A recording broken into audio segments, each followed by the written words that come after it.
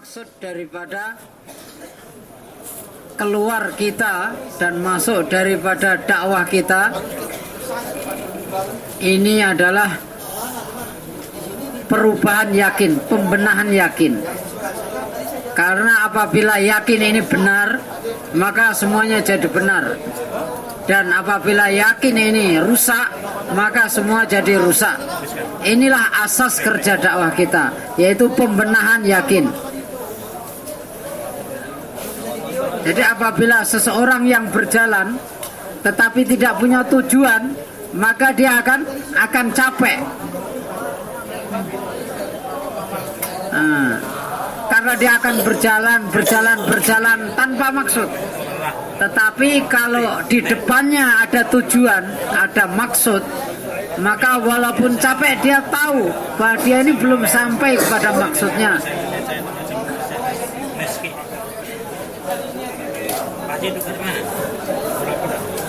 Jadi Maulana Ilyas selalu mengatakan kerja ini adalah bagaimana kita sibuk kerja sampai mati dan mati dalam kerja ini.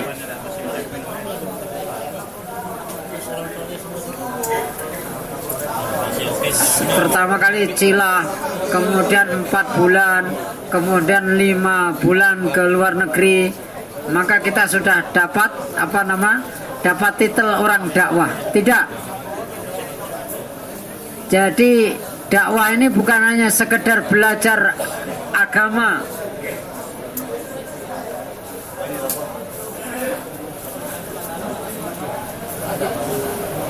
Jadi kalau niat kita hanya belajar Fatihah, kemudian kita keluar 40 hari dan dalam waktu 20 hari Fatihah kita sudah benar, maka yang 20 hari apa yang akan kita kerjakan?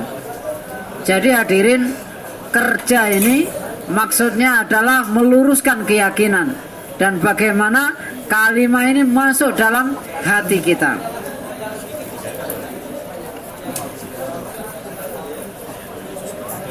Inilah usahanya para nabi, yaitu memperbaiki yakin, meyakini apa yang dipelajari dan mengamalkan apa yang dipelajari.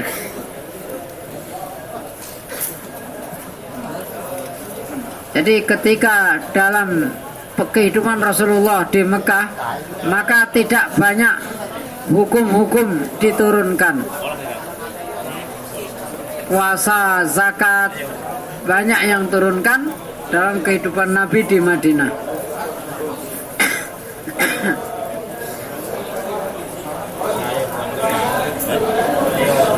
Tetapi persiapan untuk mengamalkan hukum-hukum itu mulai dari Mekah, yaitu pelurusan yakin.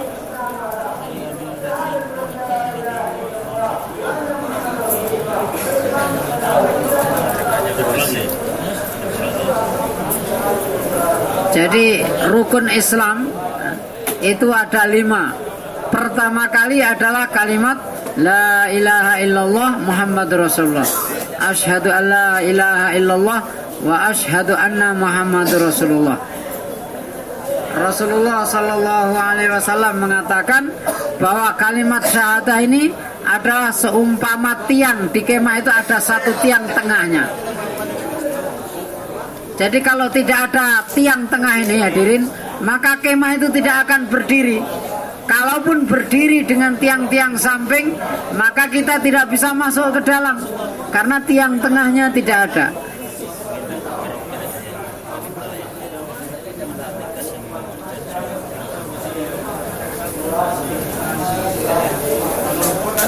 Ketika Umar radhiyallahu ta'ala anhu mengadakan perjalanan ke Palestina, ke Syam,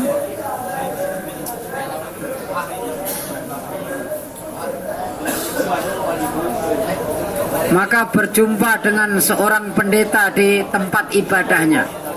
Maka orang-orang mengatakan, wahai Amirul Mukminin, rahib ini selalu sibuk ibadah sehingga dia tidak mempedulikan orang-orang yang lewat, orang yang datang terus sibuk ibadah. Maka kata Umar, bawa orang itu ke depan saya.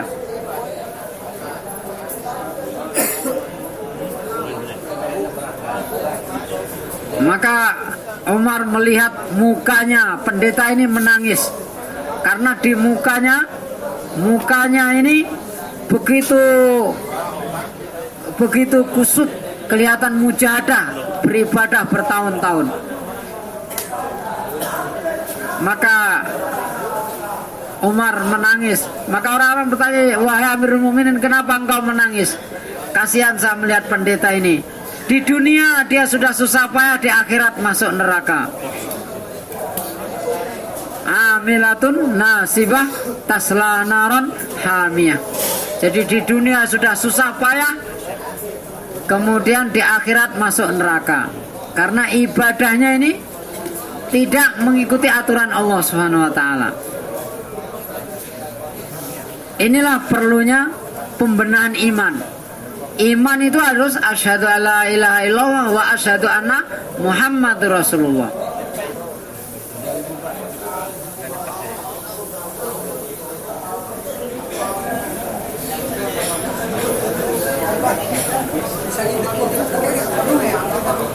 Jadi hadirin yang dimuliakan oleh Allah Subhanahu wa taala,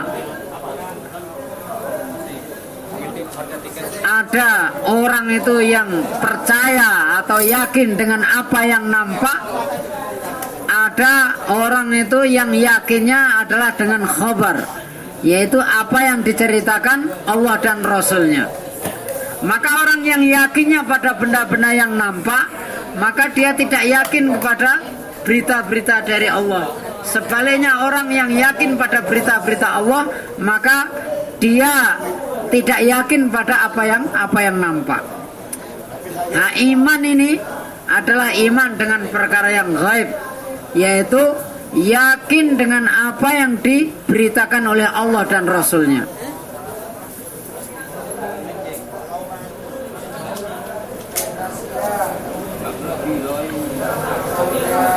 Itulah para anbiya alaihi wassalatu wassalam, dakwahnya para nabi.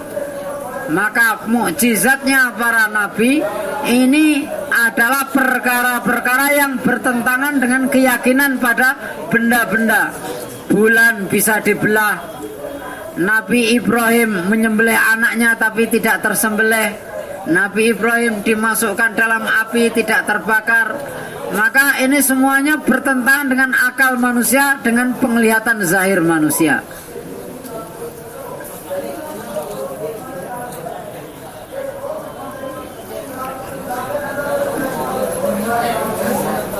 Di kaum-kaum yang dahulu, maka mereka punya kebiasaan mengurangi timbangan, karena mereka yakin secara penglihatan apabila mengurangi timbangan itu hartanya akan bertambah, untungnya akan tambah banyak. Tetapi Allah dan Rasulnya mengatakan, apabila kamu menimbang maka lebihkanlah, maka hartamu akan berkah. Bayarlah zakat, maka hartamu akan berkah. Jangan mencuri, jangan merampok, maka hidupmu akan berkah. Ini semuanya bertentangan dengan akal. Bertentangan dengan akal, karena dengan mencuri maka bisa dapatkan harta dengan cuma-cuma. Dapat harta lebih banyak daripada kerja. Ini secara pandangan mata. Tetapi Allah dan Rasulnya menceritakan bahwa apabila kamu tidak mencuri, tidak merampok, tidak menipu, tidak mengurangi timbangan, maka hartamu akan berkah. Hartamu akan berkah. Inilah Nabi. Maka hadirin yang dimuliakan oleh Allah Subhanahu wa taala, inilah pentingnya dakwah, yaitu apa yang kita dakwahkan itu yang pertama kali akan terkesan adalah hati kita. Jadi dai ini pertama kali akan mendatangkan faedah pada dirinya. Para sahabat radhiyallahu ta'ala anhum, begitu banyaknya mereka yakin kepada kebesaran Allah Subhanahu wa taala sehingga mereka tidak yakin pada benda-benda yang di depan mereka. Dalam satu bayan Maulana Yusuf rahimahullah mengatakan, ini ada di bayan beliau di akhir perjalanan beliau. Barang siapa yang mujahadah dalam satu perkara, maka Allah Subhanahu wa taala akan bukakan perkara itu. Kalau kita berbicara kebesaran Allah, maka kebesaran Allah akan nampak di depan kita. Dan barang siapa yang dibukakan sesuatu, maka Allah SWT akan memudahkan dia untuk mujahadah di tingkat berikutnya.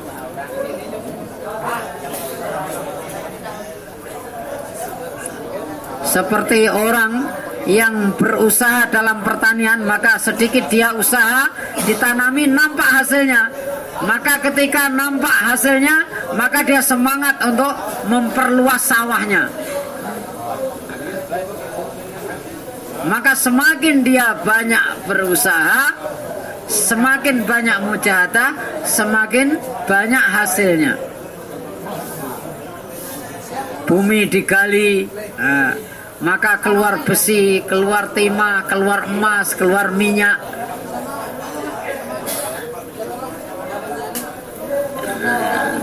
Jadi hadirin, apabila bumi ini, tanah ini kita gali, kita usahakan mengeluarkan hasilnya, dan ini tidak ada janji Allah SWT kalau kamu bercocok tanam nanti akan dapat hasilnya. Allah tidak janjikan itu. Tetapi orang yang usaha iman, ini ada Allah SWT berjanji. Kalau sesuatu yang sudah dijamin Allah Subhanahu wa taala, ini pasti, pasti.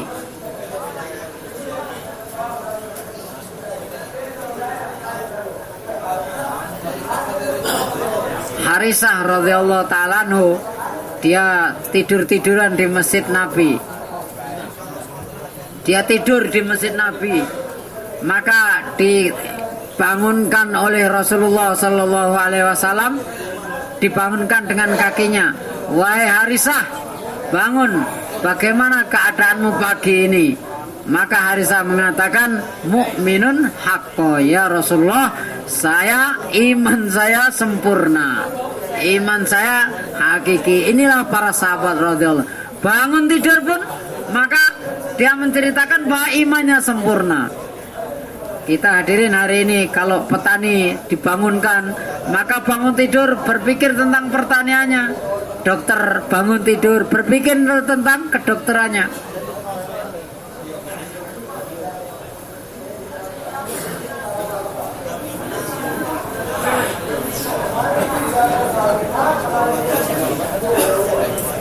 Jadi hadirin yang dimuliakan oleh Allah Subhanahu wa taala, agama ini bukan hanya pengetahuan saja.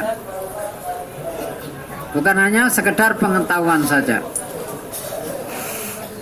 Orang-orang kafir pun tahu tentang agama kita, tetapi pengetahuan mereka tidak ada gunanya. Tidak ada gunanya.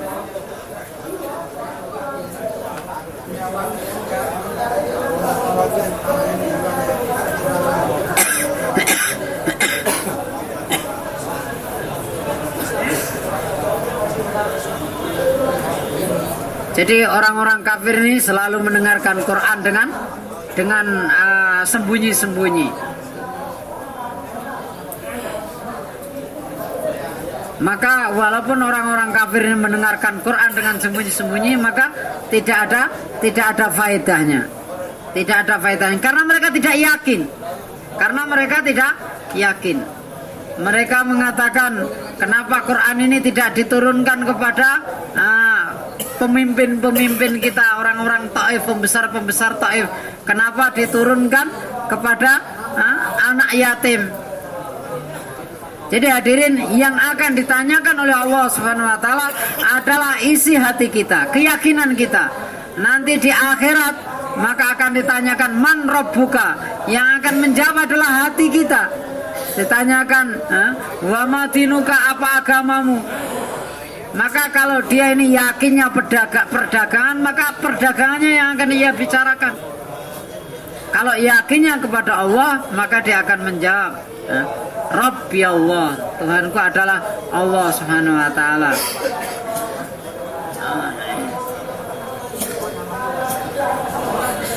Maka Harisah mengatakan kepada Rasulullah SAW, kami beriman. Maka kata Nabi, iman itu ada tandanya. Apa tandanya? Maka Harisah mengatakan, tandanya adalah aku melihat seolah-olah surga di depan mataku. Aku melihat ahli surga menikmati kenikmatan surga, berziarah satu dengan yang lain. Dan neraka pun ada di hadapanku. Aku lihat ahli-ahli neraka, mereka menjerit, berteriak satu dengan yang lain. Dan aku melihat seolah-olah arsy Tuhanku di hadapanku.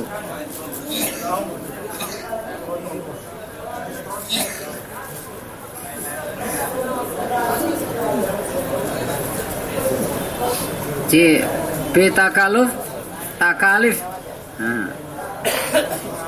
Jadi hadirin, dengan iman ini hadirin akan kita dapatkan dengan susah payah. Iman ini akan kita dapatkan dengan susah payah. Takalif, susah payah. Tidak didapatkan dengan pura-pura. Pura-pura atau senang-senang. Senang-senang ini yang akan kita dapatkan adalah kemungkaran.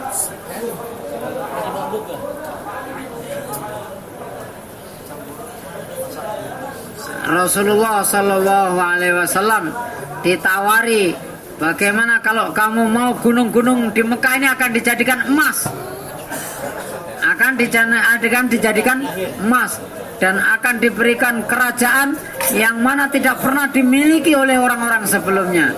Tetapi Rasulullah Sallallahu Alaihi Wasallam mengatakan, saya lebih senang sehari lapar, sehari mendapatkan makanan. Karena apabila lapar akan sabar, dan mendapatkan makanan akan bersyukur.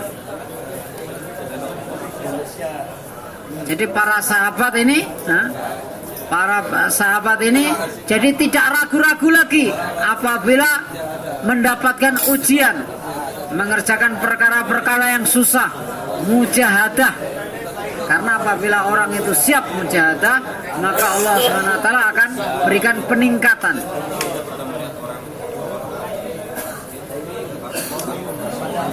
Jadi Rasulullah Sallallahu Alaihi Wasallam adalah uswatun hasanah, contoh suri tauladan yang mulia. Yang mana kehidupan beliau ini adalah merupakan contoh bagi umatnya sampai hari kiamat. Maka bagaimana hidupnya Rasulullah Sallallahu Alaihi Wasallam?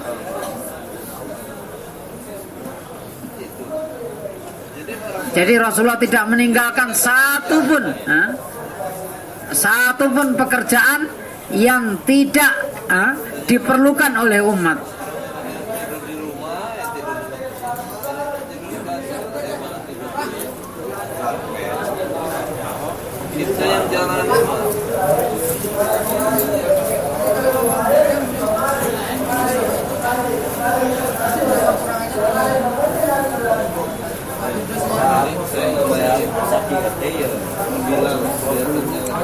Maka seorang Yahudi telah menjumpai Umar.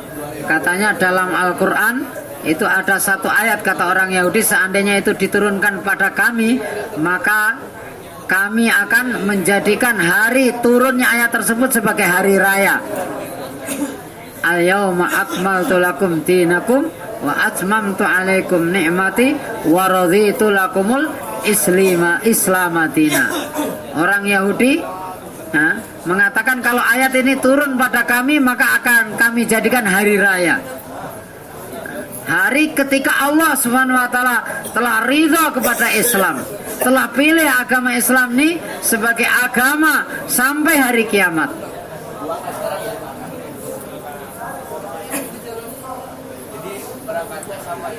Jadi hadirin yang dimuliakan oleh Allah Subhanahu wa taala, sebagaimana maksud kerja ini adalah meluruskan iman kita kepada Allah Subhanahu wa taala, begitu juga kerja ini adalah mengingkari seluruh perkara-perkara yang di depan kita. La ilaha illallah. La ilaha ini mengingkari seluruh makhluk selain Allah Subhanahu wa taala, illallah kecuali Allah. Muhammadur Rasulullah ini adalah mengingkari seluruh cara-cara selain caranya Rasulullah dan yakin pada cara yang dibawa oleh Rasulullah sallallahu alaihi wasallam. Seorang telah bertanya kepada Maulana Ilyas, apa yang Tuhan kehendaki daripada kerja ini?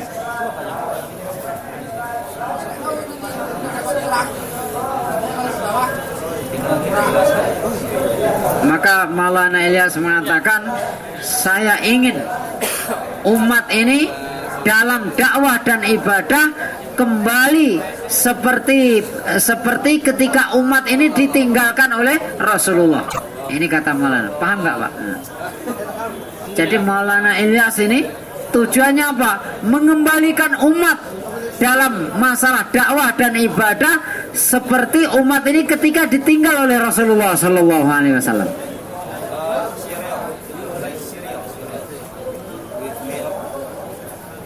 Jadi hadirin yang dimuliakan oleh Allah Subhanahu Wa Taala, jadi kerja ini adalah untuk menimbulkan sifat dakwah dalam umat ini.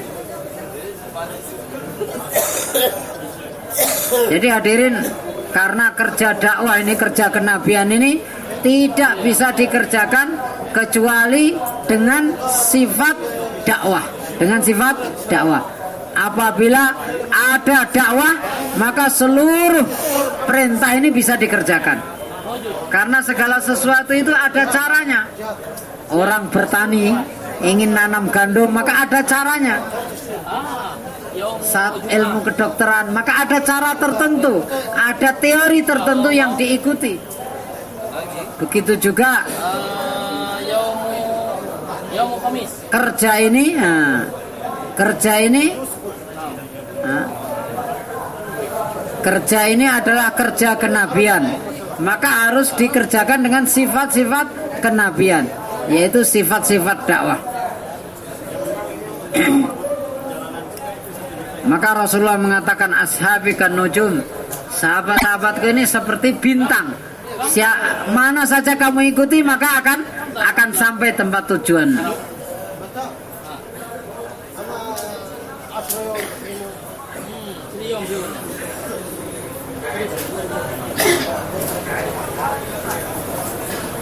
Jadi hadirin, usaha ini adalah usaha untuk mengembalikan manusia ini kembali kepada sifat-sifat manusia.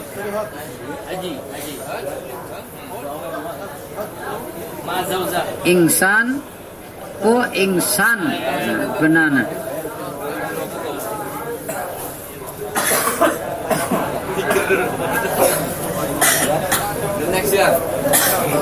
Jadi hadirin, manusia ini punya kebaikan-kebaikan, punya keistimewaan-keistimewaan yang Allah letakkan di dalam diri manusia.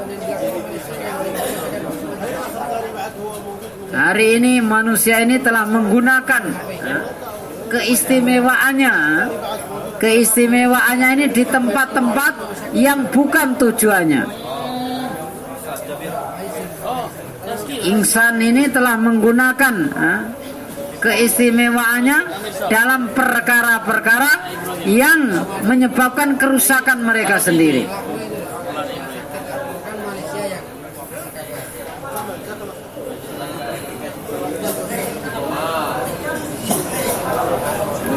Jadi hadirin yang dimuliakan oleh Allah Subhanahu wa taala, jadi usaha yang paling penting ini adalah usaha bagaimana manusia ini kembali kepada menjadi manusia yang sewajarnya.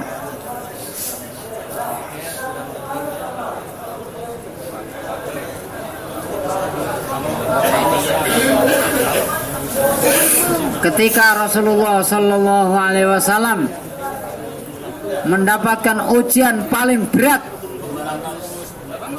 siksaan paling berat, maka Rasulullah berdoa, ya Allah, kuatkanlah Islam ini dengan Umar atau Abu Jahal. Karena setelah mujahadah atau setelah kesusahan, maka pertolongan Allah SWT akan datang.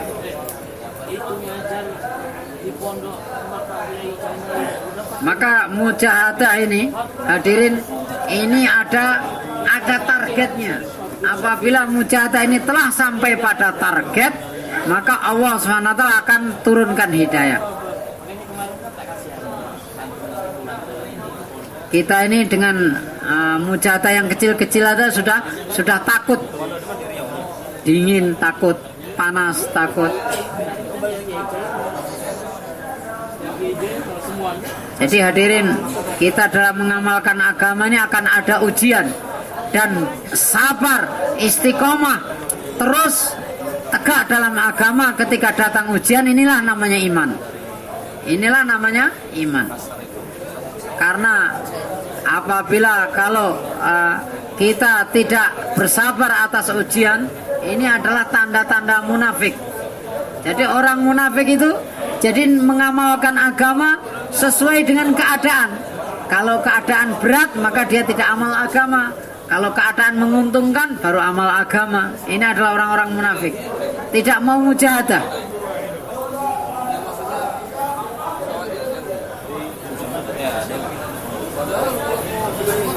Tetapi hadirin yang dimuliakan oleh Allah Subhanahu wa taala, apabila kita mujahadah dalam mengamalkan agama, maka Allah Subhanahu wa taala akan berikan pertolongan yang tidak bisa kita perhitungkan dengan akal.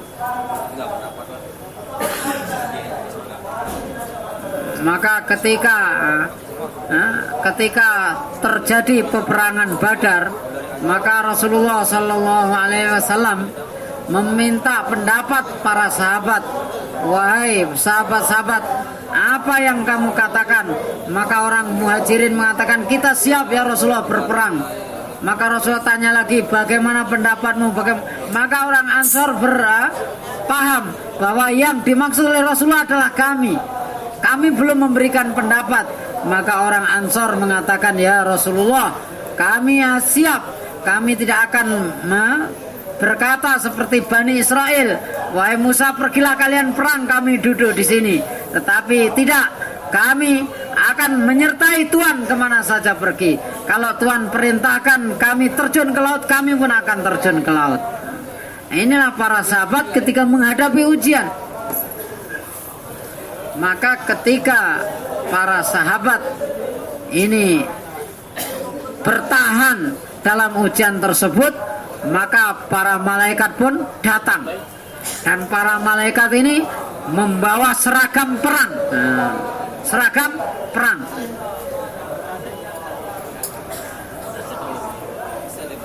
Maka saat itu Rasulullah menangis. Maka Jibril datang.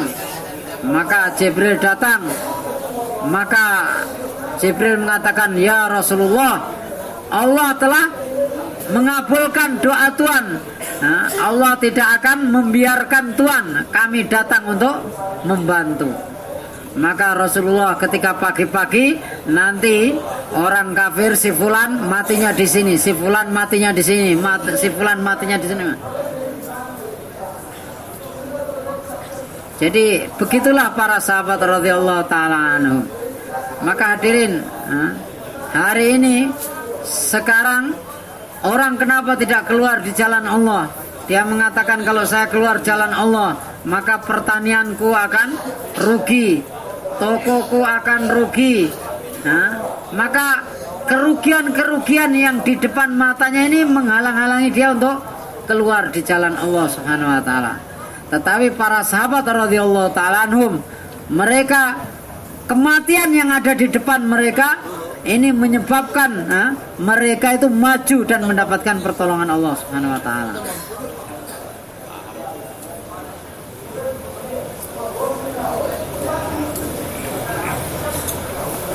Maulana Umar selalu membayangkan.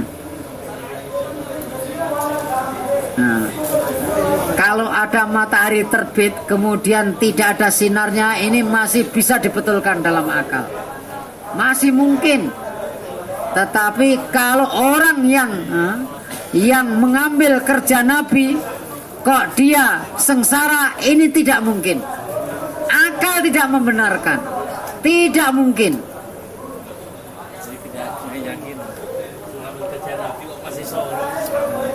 Seorang sahabat mengatakan, "Ya Rasulullah, saya sangat cinta pada Tuhan."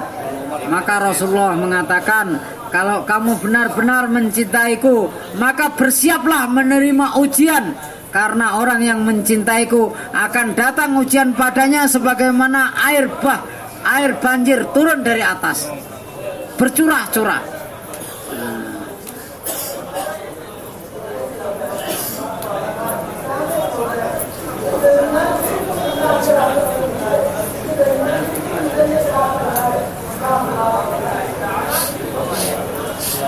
Jadi hadirin yang dimuliakan oleh Allah Subhanahu wa taala, kita ini takut sebelum ujian. Takut sebelum ujian. Sedangkan orang itu kalau tidak ikut ujian maka tidak naik. Tidak naik. Maka Abu Bakar ini minta izin untuk dakwah kepada umum. Maka Rasulullah melarang, jangan. Tetapi Abu Bakar minta izin lagi, maka diizinkan. Maka dia dakwah secara terang-terangan di depan Ka'bah. Maka orang-orang kafir memukuli dia. Besoknya seperti itu juga. Besoknya seperti itu juga.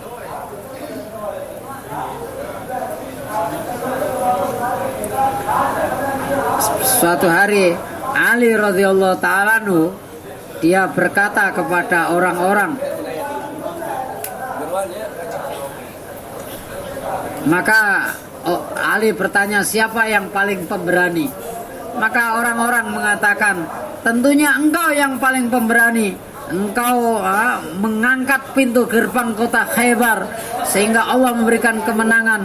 Maka Ali mengatakan, betul, setiap saya menghadapi musuh maka pasti musuhku itu akan kalah.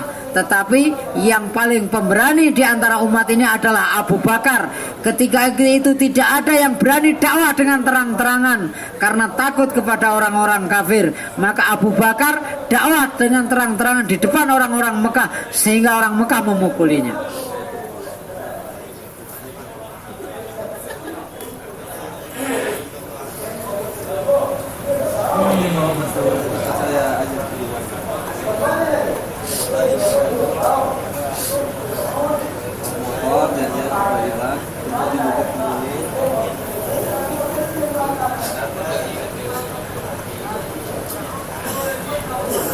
Maka Ali bertanya kepada orang-orang, mana yang lebih baik antara Abu Bakar atau orang yang beriman kepada Musa dari keluarganya Fir'aun yang menyembunyikan imannya.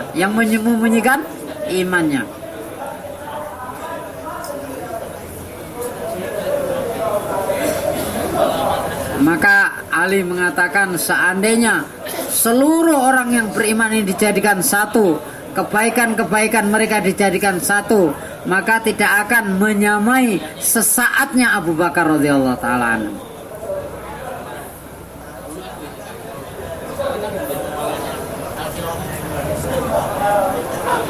Maka Abu Bakar telah memberikan dakwah dengan terang-terangan. Maka orang-orang di sekitarnya datang memukuli beliau. Dipukuli dengan sandal, dengan apa saja yang ada di tangan mereka, sehingga mukanya ini tidak berbentuk muka lagi.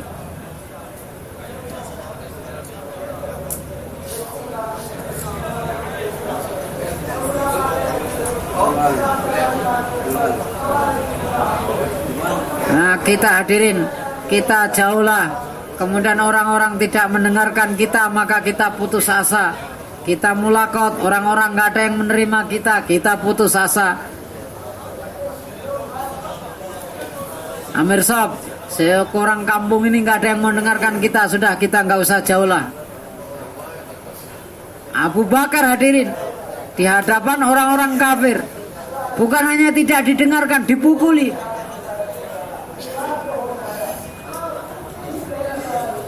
Maka semalaman suntuk Abu Bakar ini pingsan. Begitu sadar, maka yang ditanyakan adalah Nabi Muhammad. Bagaimana Nabi Muhammad? Maka orang-orang mengatakan, kamu ini hampir mati gara-gara dia. Hampir mati gara-gara dia. Kamu masih menyebut-nyebut dia. Maka dia bagaimana keadaan Nabi Muhammad?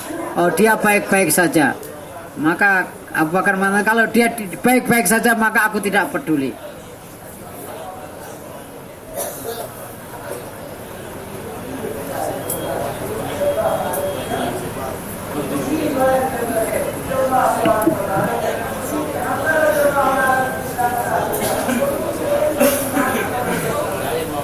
Maka setelah kejadian tersebutlah Hamzah masuk Islam. Dan setelah 2 hari 3 hari tersebut, maka Umar masuk Islam. Pak, buku merah. Mulai tapakutnya. Umar radhiyallahu ta'ala anhu apabila sedang duduk di majelisnya, maka apabila datang Khabbab, maka Umar berdiri dan Khabbab ini didudukkan di tempat duduknya. Maka Umar mengatakan, wahai Khabbab, di tempat duduk ini tidak ada yang berhak duduk kecuali engkau dan 1 orang lagi. Maka Khabbab mengatakan, 1 lagi siapa wahai Amirul Mukminin? Bilal.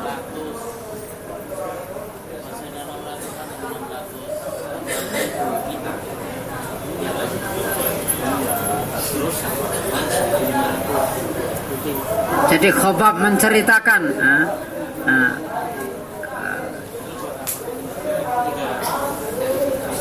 saya kadang-kadang diletakkan di atas api, kemudian ditindih dengan benda-benda yang berat lagi, sehingga punggungku terbakar, dan karena lemak-lemak yang terbakar ini maka api tersebut jadi mati.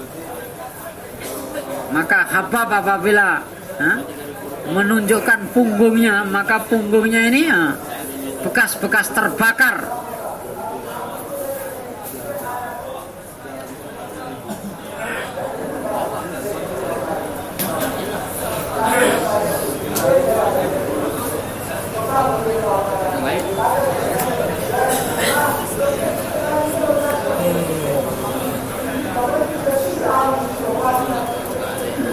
Jadi hadirin, suatu kali Khabbab ini datang kepada Rasulullah Sallallahu Alaihi Wasallam. Maka saat itu Rasulullah Sallallahu Alaihi Wasallam bersandar. Maka Khabbab mengatakan, ya Rasulullah, kapan kita ini akan terus seperti ini, dihina, disiksa? Maka Rasulullah Sallallahu Alaihi Wasallam bangkit dan mukanya berubah. Rasulullah Sallallahu Alaihi Wasallam mengatakan, orang-orang sebelum kamu mendapatkan siksaan yang lebih berat. Mereka yang disisir dengan sisir besi sehingga daging-dagingnya terkelupas. Ada yang digergaji menjadi 2. Tetapi mereka bersabar. Walakinnakum tastajilun. Tetapi kalian ini terlalu tergesa-gesa. Orang yang sudah dibakar di api, apinya sampai mati karena lemak-lemaknya, ini masih dianggap tergesa-gesa, terlalu cepat minta pertolongan Allah Subhanahu wa taala. Sedangkan kita dengan ujian yang sedikit-sedikit kita sudah mundur.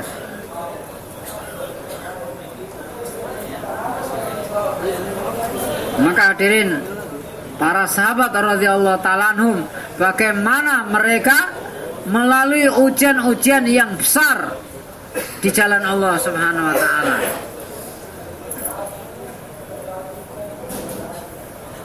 Dan para sahabat ini selalu bersabar atas ujian-ujian yang mereka dapatkan di jalan Allah Subhanahu wa taala.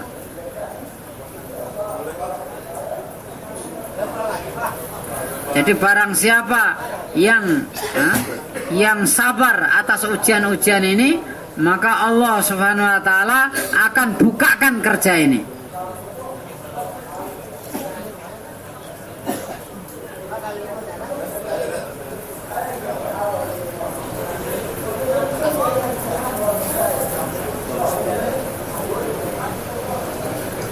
Jadi inilah pelajaran yang dihadapi para sahabat, yaitu apa saja yang mereka temukan ujian-ujian itu mereka bertahan.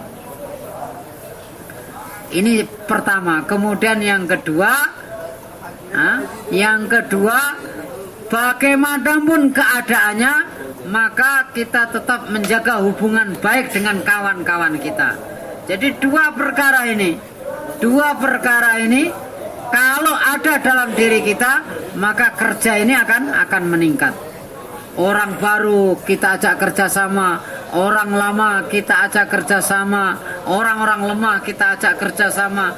Kita berjalan dengan siapa saja.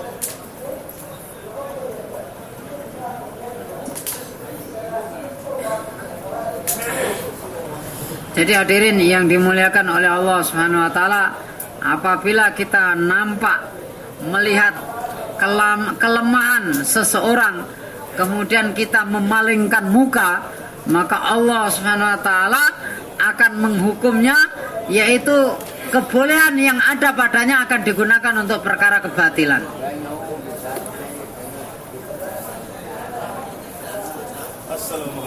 Jadi kita tidak tahu apa yang akan ia kerjakan nanti selepas hari ini. Mungkin lebih baik daripada kita.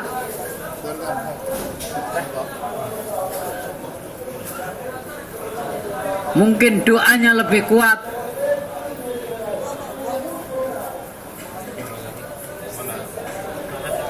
Jadi Umar ini hadirin, asalnya ini adalah orang yang tidak pandai tidak pandai dalam kerja. Kalau disuruh ngembalakan onta satu aja, mesti pulang cacat onta.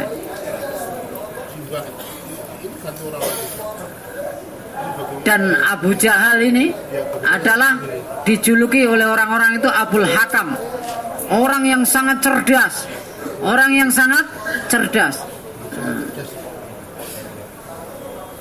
Tetapi hadirin, setelah Umar ini dapat hidayah,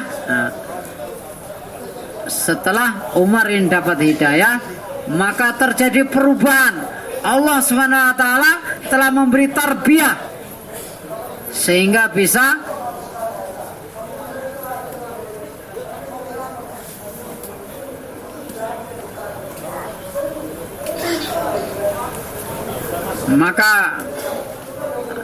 mengendalikan pemerintahan yang begitu besar. Satu hari telah terjadi banjir di satu tempat, maka Umar segera mengirim bantuan ke sana. Maka setelah selesai banjir, maka ditanyakan bagaimana musibah, berapa orang mati. Maka Umar mengatakan, maka orang-orang mengatakan, manusia tidak ada yang mati, hanya seekor anjing saja yang mati. Seekor anjing mati karena banjir tersebut, karena musibah tersebut. Maka Umar mengatakan, demi Allah saya takut kepada Allah Subhanahu wa taala. Umar, kamu tidak kerja dengan betul, seekor anjing mati. Jadi begitulah perasaannya hadirin.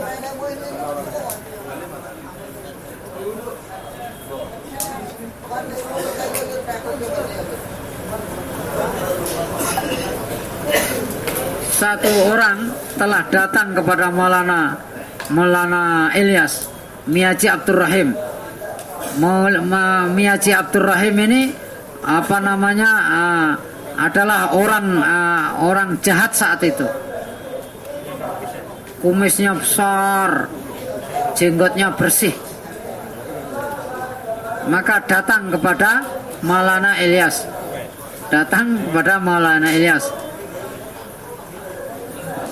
Maka Maulana Ilyas mengatakan, Miyaji Abdur Rahim, saya berharap kepada Allah yang Maha Tinggi agar kamu dijadikan asbab hidayah di seluruh alam. Maka Miyaji Abdur Rahim ini menangis. Maulana Ilyas, kamu tahu siapa saja semua dosa-dosa telah saya kerjakan.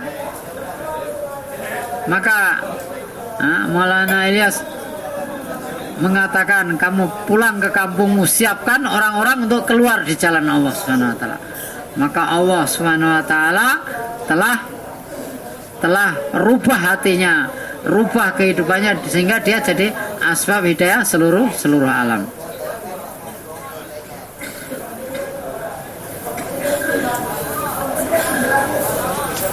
Jadi hadirin yang dimuliakan oleh Allah Subhanahu wa taala, kerja ini adalah siapa yang diterima oleh Allah Subhanahu wa taala, itu yang akan Allah Subhanahu wa taala gunakan.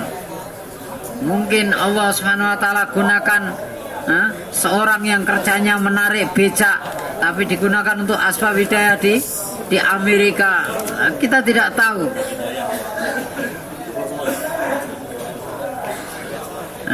Siapa yang lebih miskin daripada Abu Hurairah? Abu Hurairah. Keluarga nggak punya, rumah nggak punya, kerjaan nggak punya. Tetapi hadirin, Allah SWT telah letakkan keistimewaan kepada Abu Hurairah ini, sehingga tidak ada sahabat yang lebih banyak meriwayatkan hadis melebihi Abu Hurairah.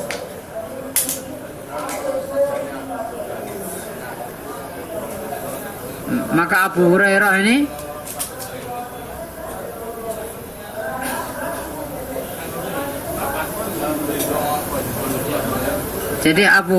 mengatakan, ya Rasulullah, wahai Amirul Mukminin, saya akan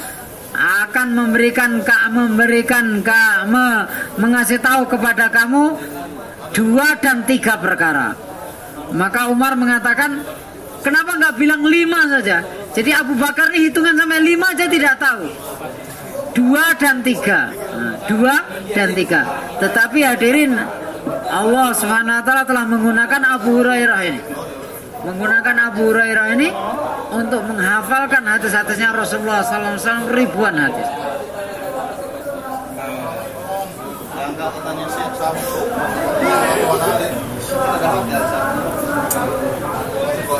Jadi hadirin, kalau kita ini kerja kita adalah mengenalkan hamba dengan Allah Subhanahu wa taala, maka semestinya kita ini harus kenal dengan Allah Subhanahu wa taala lebih dulu. Kalau kita tidak kenal dengan Allah, bagaimana kita mau mengenalkan Allah kepada orang lain? Kita bayangkan.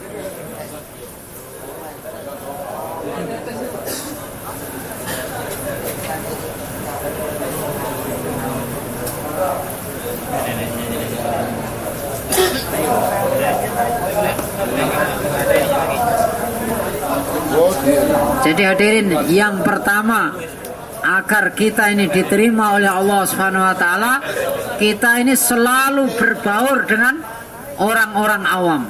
Selalu berbaur dengan orang-orang awam sepanjang hari.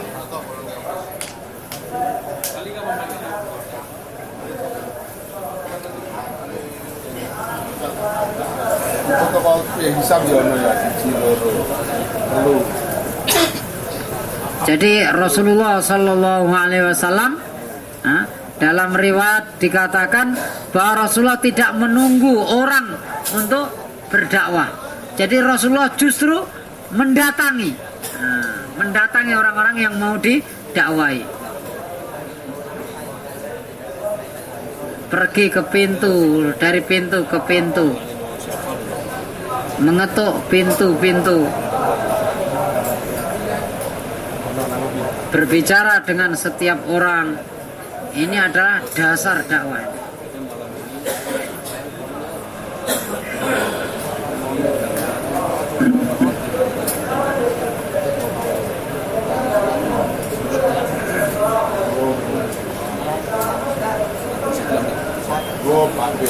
Jadi Rasulullah itu kalau berdakwah itu sehingga begitu sungguh-sungguhnya, sehingga orang-orang yang di sekitarnya itu merasa kasihan kepada dakwahnya Rasulullah SAW.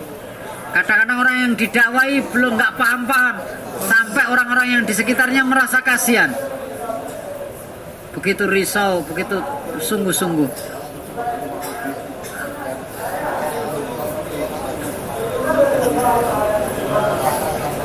Ada seseorang didakwai oleh Rasulullah SAW, didakwai tidak paham-paham, sehingga Umar radhiyallahu taala anhu mengeluarkan pedang, ya Rasulullah, orang ini nggak akan dapat hidayah, biar kita antarkan ke neraka saja. Maka Rasulullah Shallallahu Alaihi Wasallam mulai dakwah lagi, sehingga sampai orang ini masuk Islam. Maka Rasulullah mengatakan, Umar, kalau saya tadi ambil pendapatmu maka orang ini akan ke neraka. Tetapi karena saya tidak ambil pendapatmu maka orang ini masuk surga.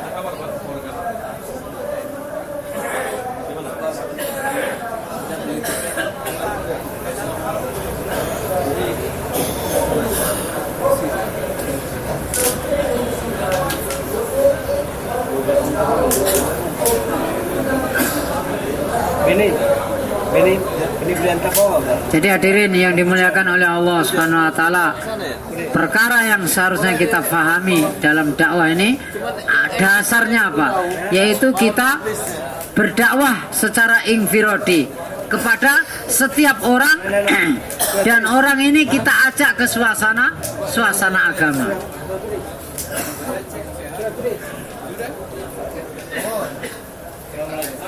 Jadi dengan dakwah ini, maka orang yang kita dakwah ini akan ada perubahan, ada kesiapan. Maka nanti setelah ada kesiapan, maka kita bawa dalam suasana agama.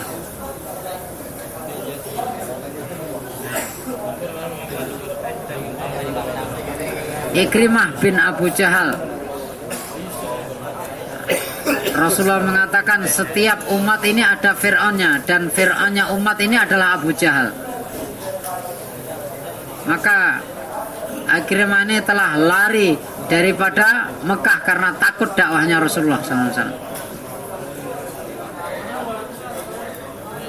Maka Ikrimah ini telah lari dan naik kapal. Maka kapal ini di tengah laut telah terjadi angin, sehingga kapal ini takut tenggelam. Maka pemilik kapal ini mengatakan yang akan menyelamatkan kita adalah la ilaha illallah. Maka Ikrimah mengatakan, saya ini lari ke sini ini karena lari dari kalimat la ilaha illallah ini. Jadi begitulah suasana dakwah saat itu. Orang yang lari dari dakwah maka akan jatuh kepada dai yang lain.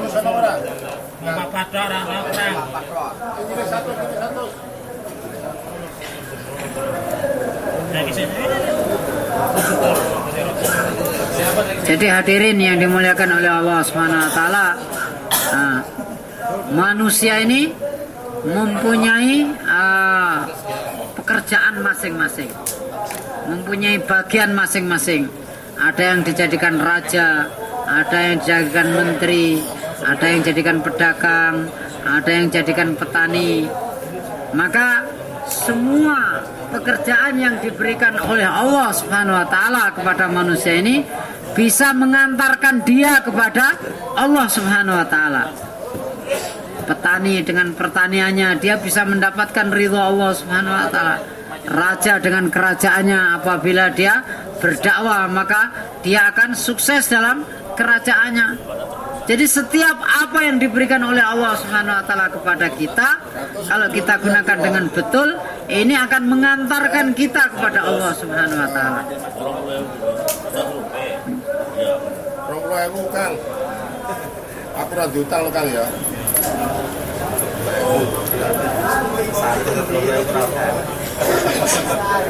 Maka Rasulullah Shallallahu Alaihi Wasallam mutawasil al ahzan, selalu risau, selalu risau. Maka seharusnya kita ini ketika datang takaza maka berangkat saat itu juga. Kita sedang belanja di pasar, sampai di tengah jalan dibilang Amir Sob, ini jamaah mau keluar 3 hari belum ada amirnya. Maka seharusnya kita nyuruh ini belanja ini bawa ke rumah, jamaahnya ini biar saya bawa. Ini namanya menyambut takaza.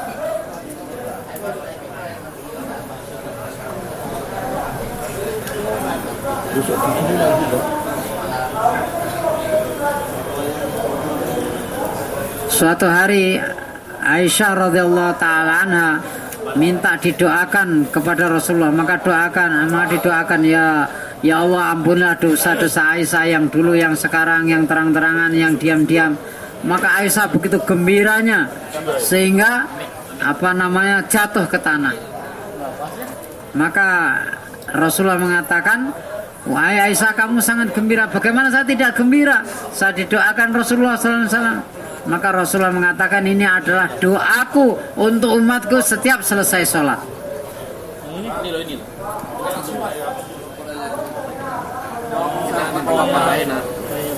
Jadi hadirin yang dimuliakan oleh Allah SWT. Jadi apabila suasana ini akan memudahkan kita untuk beramal. Sebaliknya kalau suasana tidak baik akan memudahkan kita untuk berbuat dosa.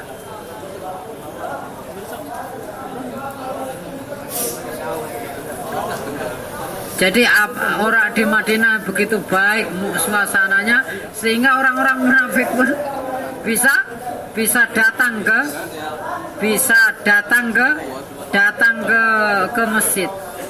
Tetapi hari ini karena suasana di sekitar kita begitu rusak, maka orang-orang iman pun tidak ada kekuatan untuk datang ke masjid.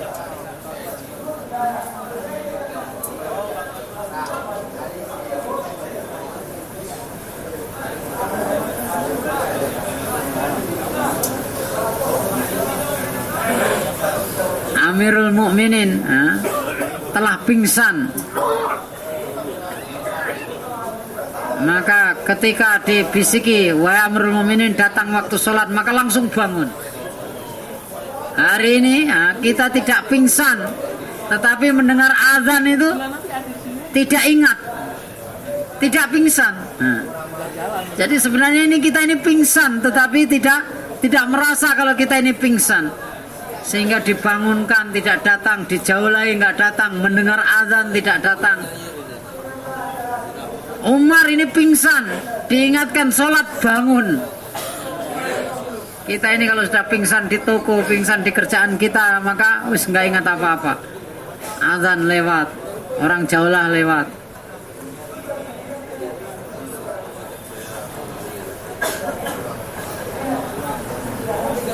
Jadi hadirin, kalau kita ini usaha sesuatu, maka kita akan ada harapan dari sesuatu itu. Kita buka toko, maka harapan kita dapat untung.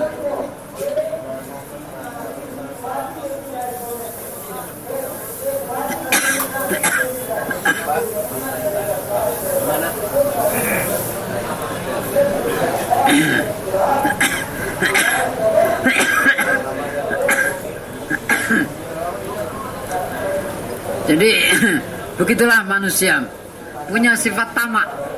Dalam hadis dikatakan, apabila anak Adam ini punya satu lembah daripada emas, maka dia akan mengharapkan lembah yang lain. Dan para sahabat radhiyallahu ta'ala anhum, harapan mereka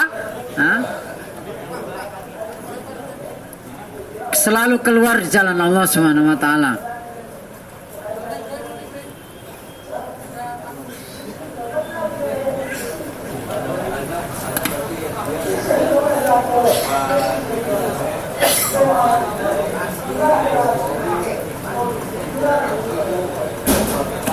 Umar radhiyallahu ta'ala anhu dengan musyawarah dengan saudaranya mau berangkat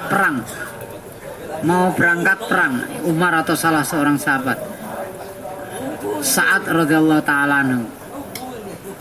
Maka di rumah ini ada baju besi satu, orang yang mau berangkat 2. Maka dia mengatakan, wahai saudaraku, kamu pakai baju besi ini karena saya pengen mati syahid. Maka saudaranya mengatakan, saya juga pengen mati syahid. Maka akhirnya kedua-duanya ini pergi ke jalan Allah dan baju besi itu ditinggalkan di rumah. Inilah para sahabat ingin mendapatkan mati syahid.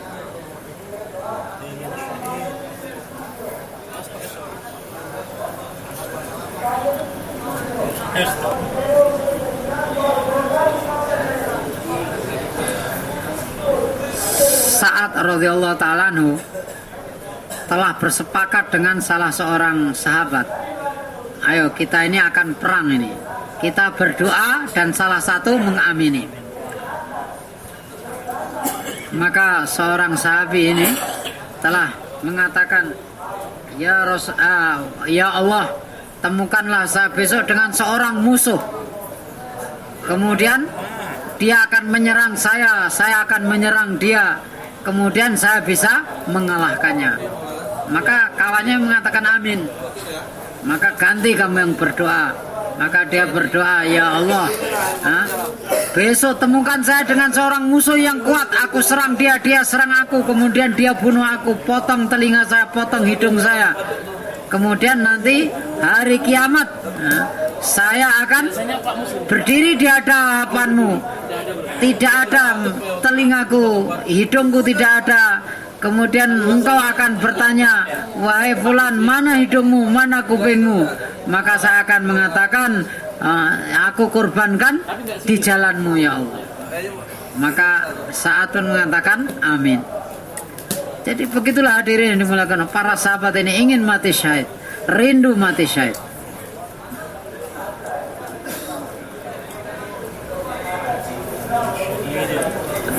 Seorang kampung telah masuk Islam di hadapan Rasulullah.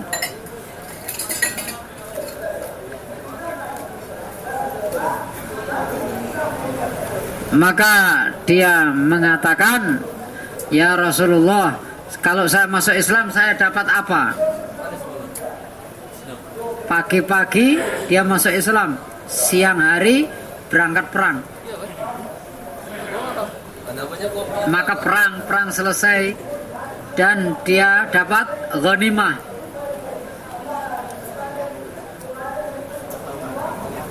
Maka dia pun dapat bagian.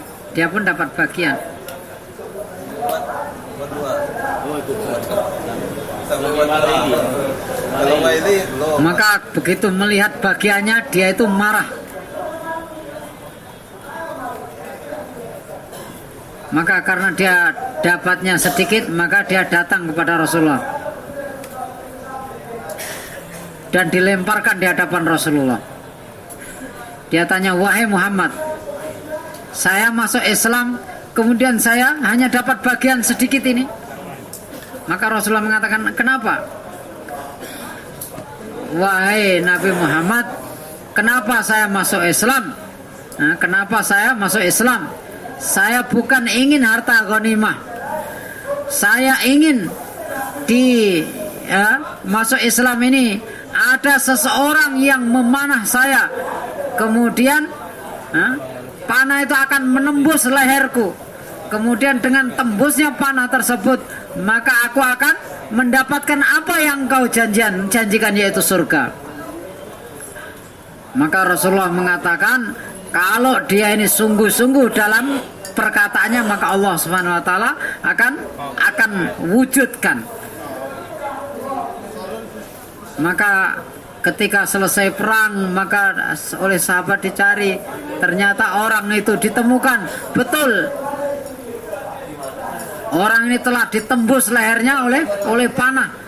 Dipanah dari depan, tembus ke belakang. Maka Rasulullah melihat jenazahnya ini menangis. Rasulullah mengatakan dia betul dalam janjinya, maka Allah pun mewujudkannya. Maka Maulana In'am selalu mengatakan kerte marna, yaitu kerja, berjuang, berdakwah sampai mati. Jadi asal ini adalah bagaimana gerakan kita, pengorbanan kita yang sedikit-sedikit ini diterima oleh Allah Subhanahu wa taala.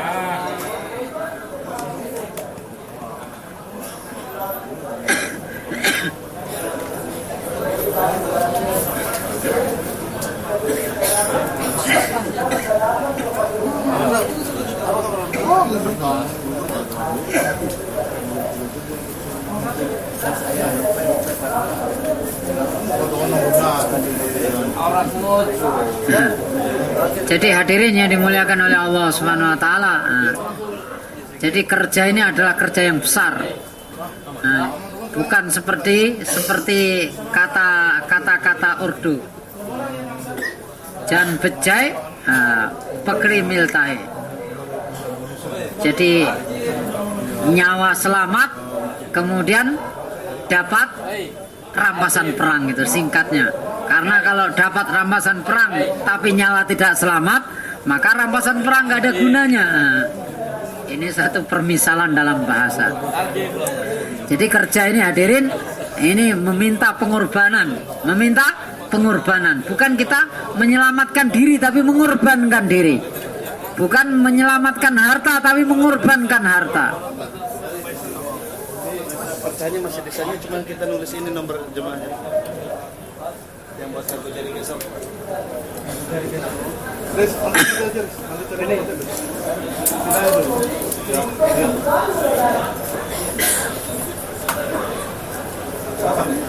Jadi ini adalah satu kepastian bahwa apabila seseorang korban untuk sesuatu, maka dia akan cinta sesuatu tersebut.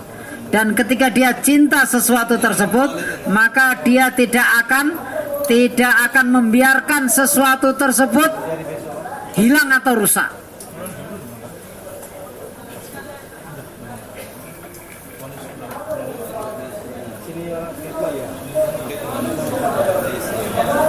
Para sahabat radhiyallahu ta'ala anhum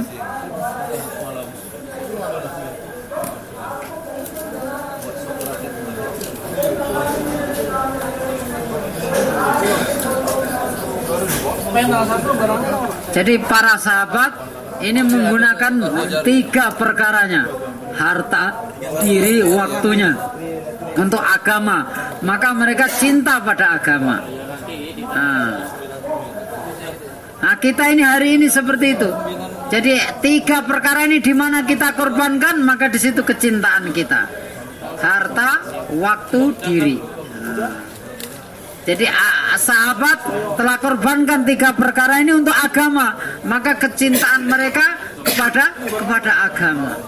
Dan kalau cintaan mereka sudah pada agama, maka mereka tidak akan bisa sabar atau bertahan atau membiarkan agama ini dikurangi.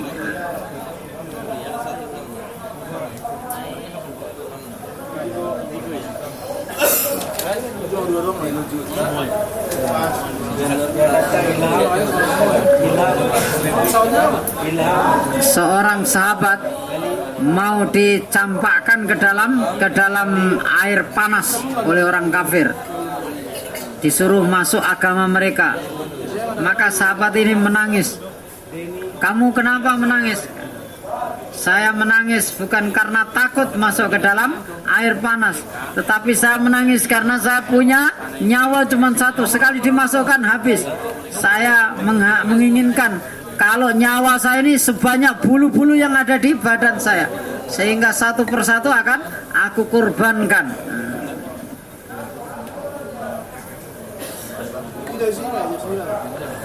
Jadi begitulah Abu Bakar radhiyallahu ta'ala anhu telah membawa hartanya di jalan Allah Subhanahu wa taala.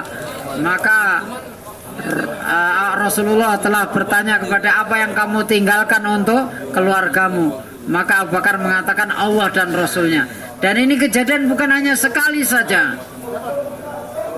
Ketika Rasulullah hijrah, maka Abu Bakar menyertai Rasulullah dan seluruh hartanya dibawa. Maka ayahnya datang, Abu Quhafah datang kepada cucu-cucunya. Maka cucu-cucunya telah meletakkan batu-batu di tempat Abu Bakar, meletakkan uang-uangnya. Maka karena Abu Quhafah ini buta, tidak melihat, maka tangannya ini diletakkan oleh cucunya di atas batu-batu. Maka Abu Quhafah mengatakan, ini cukup untuk bekal kalian. Padahal tidak ada yang ditinggalkan. Maka orang yang pengorbanan seperti itulah dia bisa mengatakan, ayung kosuddin wa ana hayy. Apakah agama ini akan berkurang sedangkan saya masih hidup?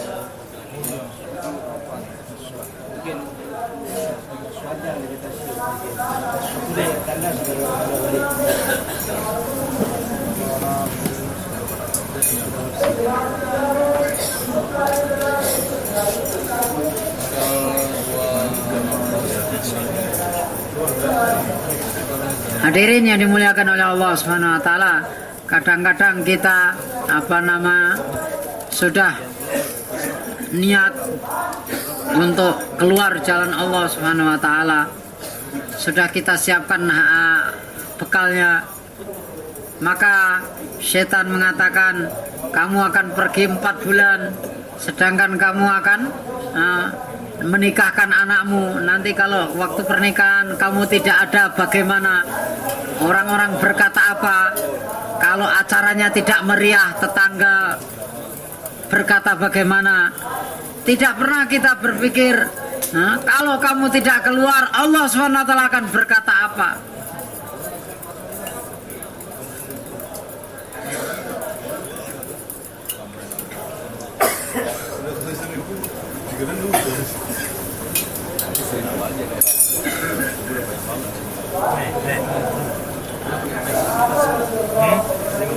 Maka hadirin, kita perlu niat bagaimana kita menginfakkan harta kita seperti para sahabat, sehingga harta kita ini sebanyak-banyaknya kita infakkan di jalan Allah Subhanahu wa taala. Jadi para sahabat radhiyallahu taala anhum ini kebanyakan hartanya diinfakkan di jalan Allah Subhanahu wa taala. Abdurrahman bin Auf, ini Utsman bin Affan, ini adalah menginfakkan harta mereka di jalan Allah Subhanahu wa taala. Satu hari di Madinah ini terjadi suara yang gemuruh. Maka Rasulullah sallallahu alaihi wasallam bertanya, ini ada apa keributan ini? Maka Aisyah mengatakan, ini adalah unta-untanya Abdurrahman bin Auf dengan harta dagangannya. Syam pulang ke Madinah.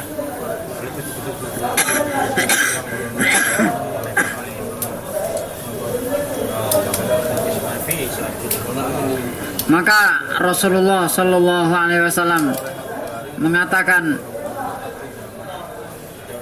saya melihat Abdurrahman ini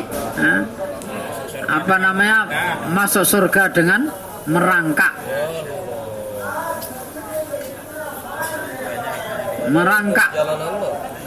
Masuk surga dengan merangkak. Maka Abdurrahman waktu itu sedang berwudu. Maka ada orang yang menyampaikan perkataan Rasulullah, ya wahai Abdurrahman, Rasulullah mengatakan bahwa nanti kamu akan masuk surga dengan merangkak.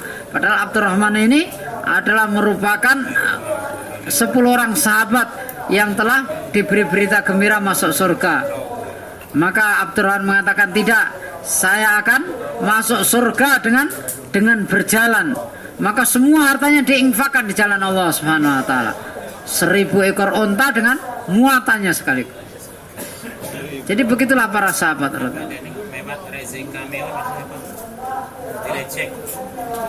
Nama tempatnya? Utsman radhiyallahu taala anhu. Itu nama tempat taskin. telah menyiapkan 300 orang di jalan Allah Subhanahu wa taala dan dibekali dengan sempurna mulai daripada jarum sampai kudanya. 300 orang. Nah, dikasih kuda, dikasih bekal sampai jarumnya. Nah, sampai jarumnya.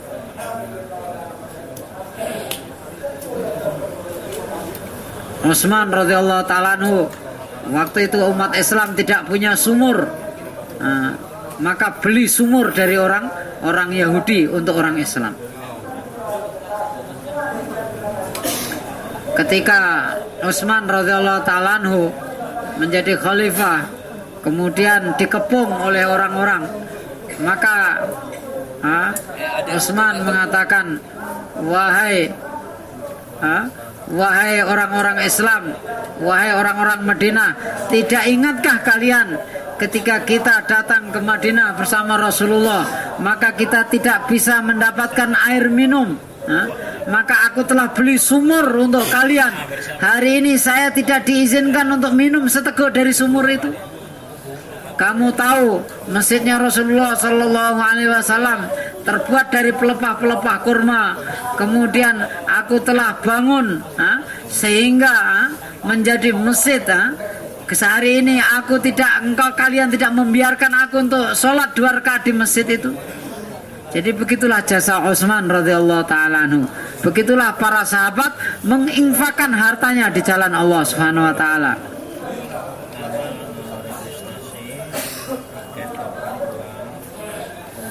Jadi hadirin yang dimuliakan oleh Allah Subhanahu wa taala, maka kita yakin terhadap kerja ini. Jangan sampai ragu-ragu sedikit pun. Kalau ini nomornya Pak, namanya salam-salam apa salam? Jadi untuk kita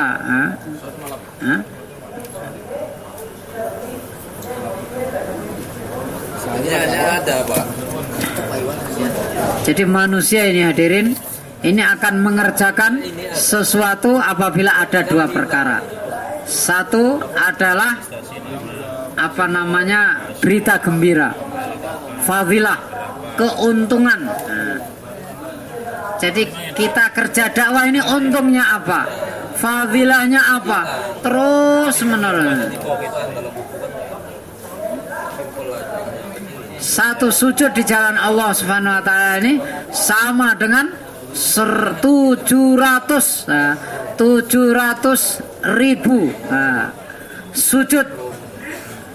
1 rakaat sama dengan 700.000 rakaat. Kita nomor Sepagi sepetang di jalan Allah Subhanahu wa taala lebih baik daripada seluruh apa yang ada di dunia dan isinya. Ini adalah keuntungan kita keluar jalan Allah Subhanahu wa taala.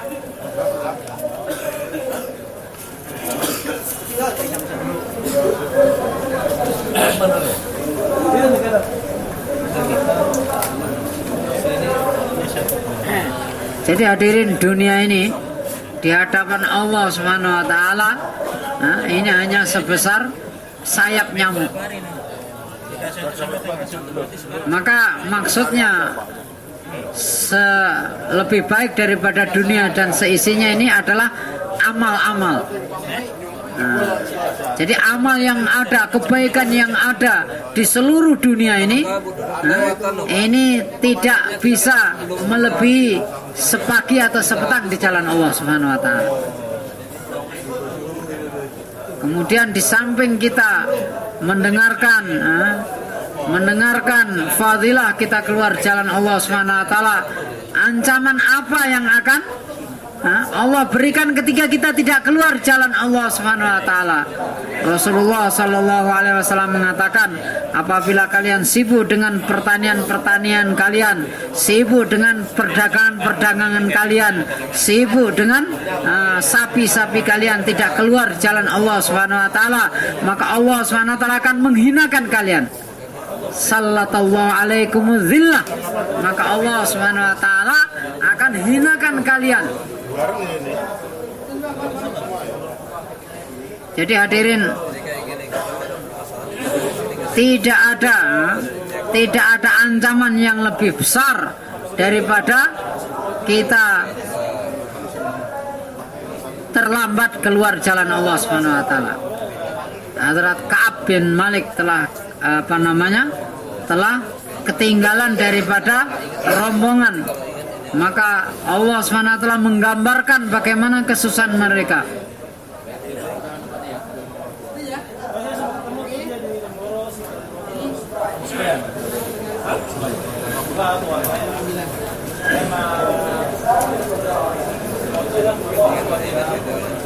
Maka kadang-kadang cilah kita ketinggalan 3 hari kita absen, maka kita letakkan ancaman-ancaman Allah SWT di depan kita agar kita ini semangat.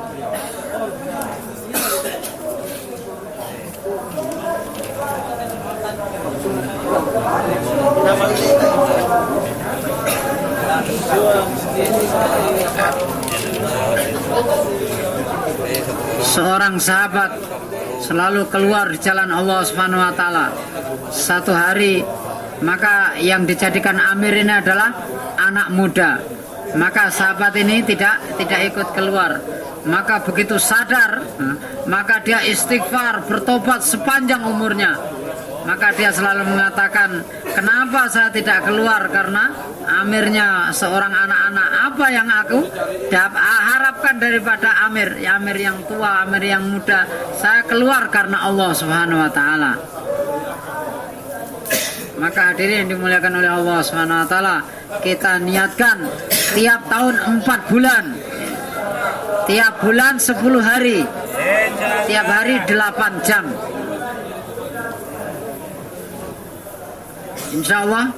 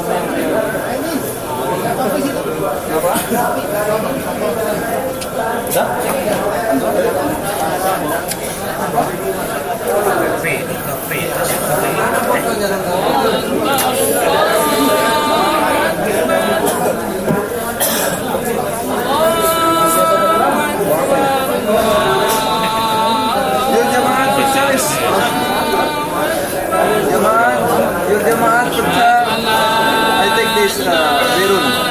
Inshallah tomorrow.